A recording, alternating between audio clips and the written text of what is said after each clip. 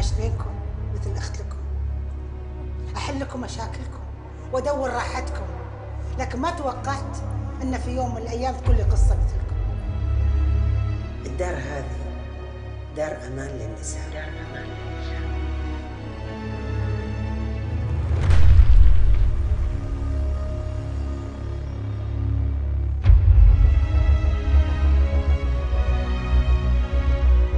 إذا استحال العيش بينكم فالطلاق هو أسلم. أحسن لو الناس كلها توقف ضدك أنا بوقف معك. أنا ما كسر خاطري وعور قلبي إلا عيالي. بيني وبينك انت ما ودك تاخذ ابنك بحضنك؟ لمي أغراضك ويلا برا. تبين تجدرين ابوك بالمحاكم؟ أنا حبيتك أكثر من أمي. تروحين تتبعين ريحانه هذه خرابه البيوت؟ كل الاهالي يقولون اللي سويتيه جريمه. مو أنا اللي أقتل روحي، أنا أحاول أنقذ روحي لأني أخاف ربي. سمية كان لازم تموت. شو دافع عني يابا؟ أنا داشة أتزوج ولا داشة حرب؟ لو أنت مكاني وأنت واحدة وتاخذ رأيك، إيش بتسوي؟ قالت إذا ما طلقتها ما لك شيء عندنا. تعرفين يعني شنو تخسرين ابوك؟ إذا ريلي موفر لي الاستقرار أخليه يتزوج واحدة وثنتين وثلاث، هذه إذا كنت مكاني.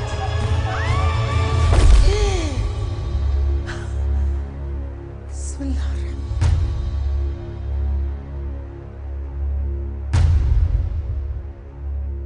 هذول مساكين ظروفهم صعبة، ما يصير نصير احنا والزمن عليهم.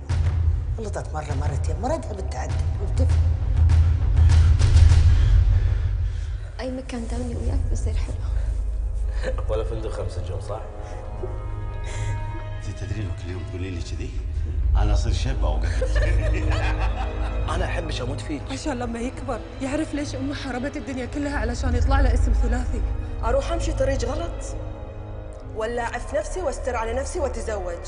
هذا مو شرع الله؟ احنا ياما واجهنا مواقف اصعب من كذي، تعدوا علينا بالالفاظ واحده مجرمه وبالايد بدون شريعه، أنا مو واثق من نفسي. لكن تخطيناها بامر الله. شكرا. العقد اللي بيني وبينك رب العالمين يشهد عليه. والله العظيم مو من احترام وصلت فيك المواصيل، انت بين واحد في البيت هني وبنتي موجوده. لا ولا ريحانه يفرضون علي شلون عامل بنتي. بس الكيكة لا يمكن تاكلونها بروحكم، يا إنكم توقفون معاي يا ننسجم مع بعض يا نطلع مع بعض. والله لا احرق قلبك مثل ما اعرف. أبي بنيزي ترد بيت. المرة ما تبي اجبرها.